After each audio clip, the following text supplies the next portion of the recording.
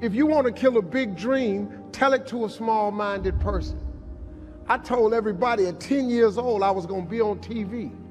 I had a little problem when I said that. I had a severe stuttering problem. I could not talk outside of my house. I went to school, church, anywhere. I locked up. I couldn't go to the store. I just stuttered profusely, man. It was a horrible experience for me. So when I wrote on that paper, the assignment was write on a piece of paper what you want to be when you grow up. I'm 10. I wrote I want to be on TV. That was that faith, the belief in things that you cannot see. I ain't see no way I could be on TV, but I wrote it down. I didn't know no better. I'm 10. I wrote it down. Teacher called me to the front of the class. I thought I'm gonna get me a gold star because she had everybody stand and read their paper and their name. She called me to the front. I'm thinking, I'm going up here to get a gold star. I ain't never had one before. This must be, my answer must have been really good. I can't tell you how wrong I was. That lady didn't call me up there to give me no gold star. She called me up there to humiliate me. And when I got up there, that lady let into me. She said, why would you write something like this on your paper? First of all, why you called me up here? You know I can't talk. You already know I can't talk. And she just said, why would you write something like this on your paper? And I'm standing there, I'm trying to get it out. She said, who in this school ever been on TV? Who in your family ever been on TV? Who in this neighborhood ever been on TV? She said, look at you standing there, you can't even talk. How they gonna put somebody like you on TV? So every Christmas, I send her a flat screen TV.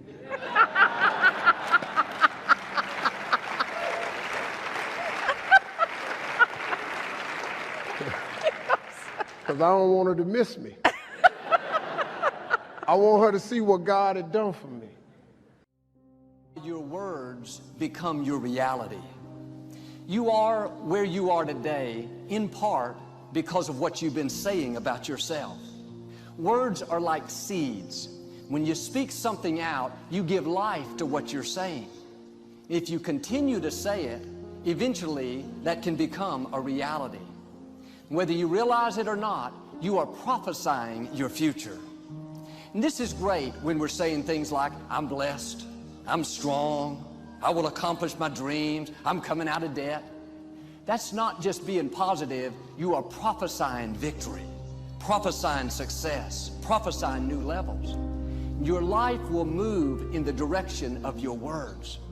But too many people go around prophesying just the opposite. I never get any good breaks. I'll never get back in shape. Business is slow. I'll probably get laid off. Flu season is here. I always get it. They don't realize they are prophesying defeat. It's just like they're calling in bad breaks, mediocrity, lack. You can't talk defeat and expect to have victory. You can't talk lack, not enough, can't afford it, never get ahead, and expect to have abundance. If you have a poor mouth, you're going to have a poor life. If you don't like what you're seeing, start sowing some different seeds. You can't do this. It's impossible. It's never gonna happen. Just give up. Just settle. It's not meant. Accept defeat. You're not the one. They just better. You're too weak. No one wants to hear you. Try something else. No one likes you. Just follow. Do like everybody else. Do it the easy way. Accept being broke. Quit dreaming. What are you doing? Why do you have to be so damn different? We all have this negative self-talk that goes in our head. Guess what? There's enough people that are telling us we can't do it, that we're not good enough. Why do we want to tell ourselves that? We know for a fact that thoughts influence actions. We saw it there with the video Sheldon, Dr. Levy showed, right? We know that our thoughts influence actions. Why do we want to say that negative self-talk to ourselves? We need to get our own self-affirmations. Muhammad Ali, what was his self-affirmation? I am the greatest. Who else is going to tell you? There need to be quiet moments in your bedroom, quiet moments when you're brushing your teeth, that we need to reaffirm, I am the captain of my ship and the master of my fate. That is my affirmation. it, if I don't believe it, no one else will. How do you build self-confidence? Get away from the people who will tear you down. There's enough of that. Muhammad Ali, I am the greatest. There is no one better than me. It's a difference between hubris and ego and false pride. It's just reminding yourself in quiet, silent moments. I put it down on a list. It's right beside my mirror, right? About all the things that make me who I am. Because I make enough mistakes, and the newspapers will recognize it, and people around me will recognize it, and they'll tear me down. And pretty soon I'll begin to believe it. Stop the self-talk, the negative self-talk. If you'll watch, you'll see some athletes, they'll have a little bandage or a little brand around them. Lance Armstrong's a perfect one. What's his self-affirmation? Live Strong isn't a brand. It was to remind him of who he was. Live strong. Then it came a brand. He would move that from one arm to the next arm when doubt and fear came into his mind. Live strong. Put it on there. Let's go. We'll all have it. Replace it. I believe passionately that we can shift the negative voices and stories that are going on in our minds into positive ones. How do you do that? Well, there's three main questions. The first question is it the truth? Is whatever I'm sharing with someone or what you're hearing from someone else that's giving you feedback about your life true? You know 100% that it's true. First question. Second question, is it necessary? Is what I'm saying to myself in my head, is it necessary in the exact moment in what I'm doing with my life right then? And the third question is, does it improve upon the silence? Somewhere deep inside, you know what kind of person you were designed to be. If you want to produce great acorns, think like an oak, not like an acorn. Think like the person you intend to become. So let me ask a question. What kind of seed is in you? Figure out who you are, don't apologize for who you are, and then become even greater than you naturally are at what you are. If I could give you one thing to take from this, it is, no one will believe in you unless you do. Listen to the words of that video. Here's to the crazy ones, the misfits, the rebels, the troublemakers, the round pegs in the square holes. We're supposed to be different, folks. And when people look at us, believe in yourself. So many of us choose our path out of fear disguised as practicality. What we really want seems impossibly out of reach and ridiculous to expect, so we never dare to ask the universe for it. My father could have been a great comedian, but he didn't believe that that was possible for him. And so he made a conservative choice. Instead, he got a safe job as an accountant.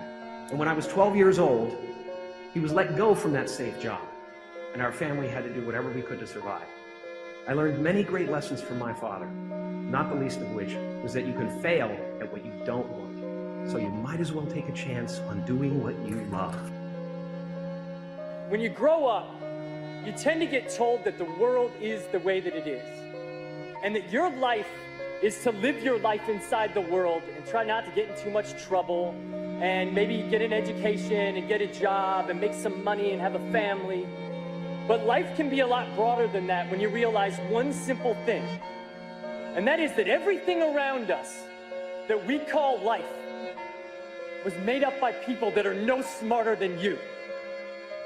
Find out what it is you want and go after it as if your life depends on it. Why? Because it does. But what do we say? But there'll always be tomorrow. Oh no. There's no guarantees you're going to show up tomorrow. There are a lot of people who were here yesterday, that they're not here today. There are a lot of opportunities that were around yesterday. They're not here today. Right? There's no guarantees in life. But there is one guarantee. If you don't take action, there will be no outcome at all, no positive outcome. The only outcome will be that you didn't achieve anything. You didn't achieve what you wanted. See, a lot of people think that failure is a step backward. No, no, no, no, no. Failure is a step forward in the right direction. Every time you fail, you learn something from it. You gain something from it. You feel less anxiety when you're doing it again. You want to think that's a step backward? That's progress in every sense of the word. Right? So these dreams come to you, these ideas, these visions come to you for a reason. And you can either act them out or not. And there's a higher power at play.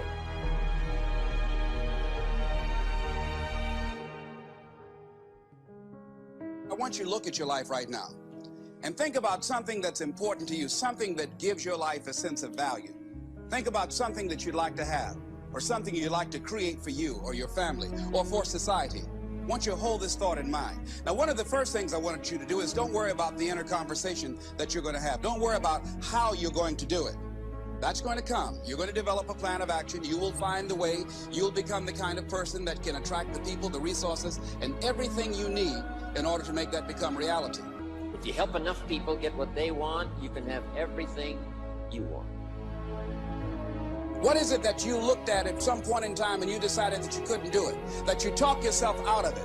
Whatever it is, bring it back out there. How you're going to do it? That will come to you in due time. See, you don't get in life what you want, ladies and gentlemen. You get in life what you are, not what you want. You see, the good news is that we can always become more by working to develop ourselves. So the first process of making this your decade, you've got to begin to take a look at your life and look at where are you right now? What are your strengths? What are your weaknesses? What gives your life a sense of fulfillment, a sense of joy? What does a full, rich life means to you? What is it that you could love doing 7 days a week that'll bring a smile to your face? I still have a dream. It is a dream deeply rooted in the American dream. I have a dream. Find out the reasons that you do what you do. Find out the reasons that will make you strong, that will make you walk by faith and not by sight.